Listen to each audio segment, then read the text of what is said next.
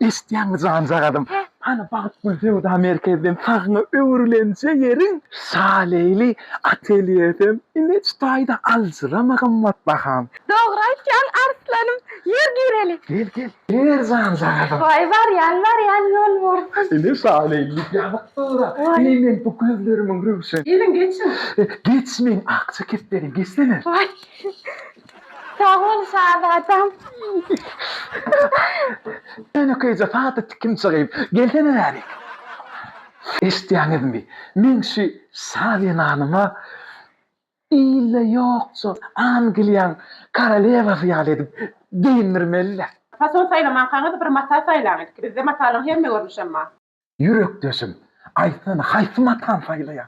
Vay eviydim. Gülüp alsak mı? Vay, kara gözlüm sana fidye olsun. Sana Lokman pummak tiktirer bu.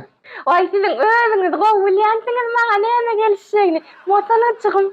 Elbette. Estiniz mi? Yönü koyacağım. Vay sulama elbette eleken eviydim. Vah, ömrümün manisi. Sen diysen ervet derler. Yönü mene sana toçka gül sayla diyecek. Sen diydin oturdu ömrümün manisi. Vah, inin atam sana fidye olsun. Yürünlü yer sakadına geç. Neme fason etsek gel. Akça verdik.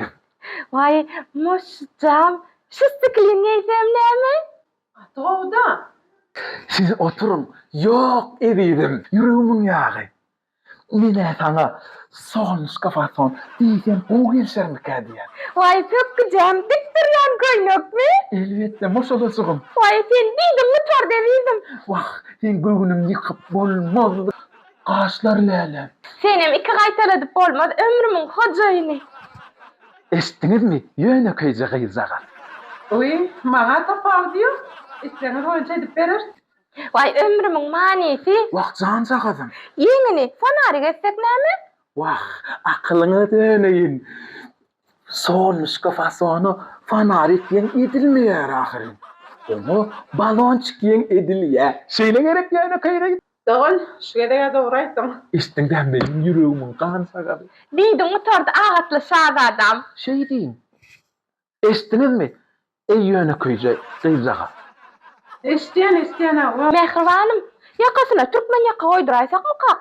Vah, gürlöysüňe döneyin. Her harpından aylanayin mekrivanım. Yaka etmez. Onu ilis etip üstüne de gaşlardan oyuşturar. Vay korktuğum. Men doğru aytdım gerek. Yöne kıyıza. Atı doğru aytýaňyz. Ayarlı ol. Gelin, sizin ölçüňiz bir aralın. Bol ya. Häzir var yan. Otur men can sağadım. Turmak gerek gel. Ölçümek zeruriyeti yoktur. Bar ruçka bilen defter getir. Şeyler mi dedim? Doğru aytýaň mehribanım.